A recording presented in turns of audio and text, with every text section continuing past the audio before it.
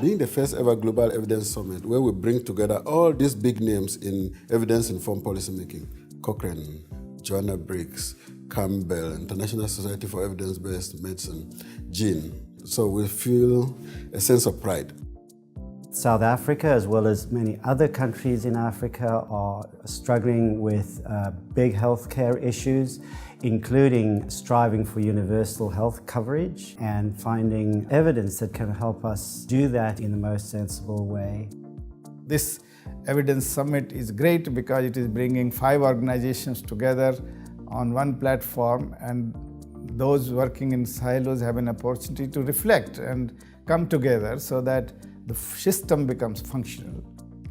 Ultimately, it's the impact that we want to make a difference in, impact on the health of the population or the individual, and even in other sectors like social services or in education. It's on the ground that we want to make that impact. There have been some remarkable stories and obstacles that clinicians have had to deal with in their journey of using evidence to inform their practice. We wanted to create a program that's slightly different, that would be challenging. We wanted participants to see themselves as world citizens who are, should be involved in the challenges of the world that we face at this point in time. Having this event in Africa sends a signal that the African continent is engaged with this agenda, it's serious about this agenda, but we still need to say it's a challenge.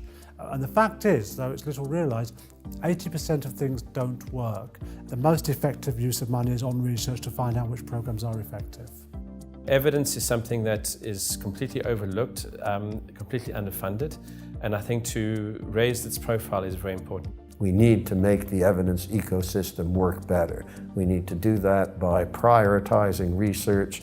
We need to reduce the waste, increase the quality, and increase the using electronic platforms to increase the accessibility of the information. It's such a unique, wonderful opportunity for such a diverse range of organisations to come together and share their ideas about how to synthesise, transfer and implement the best available evidence. We believe that we can improve lives in Africa and elsewhere by being able to bring the best practice to the front line, allowing doctors to access best evidence at the point of care. So you can take a guideline where there has been a lot of work done, where a lot of money has been spent on all the evidence review, and by a process which doesn't involve a lot of money, use that to deal with your local context. The Global Evidence Summit has shown that there is incredibly powerful evidence that exists but is not yet being fully utilised. We have an obligation to learn from one another and to apply that knowledge in ways that lead to improved outcomes. As scientists, we can engage with civil society and countries to do research that addresses their needs and help them to, wherever possible, use that evidence in an appropriate way. Seeing all of our African delegates participating, seeing global delegates coming here for us all for people in the region to be able to have access to the global expertise, regional expertise and national expertise, and see what fantastic work everyone is doing. I've been reassured that this was the right time for it, it was the right place for it.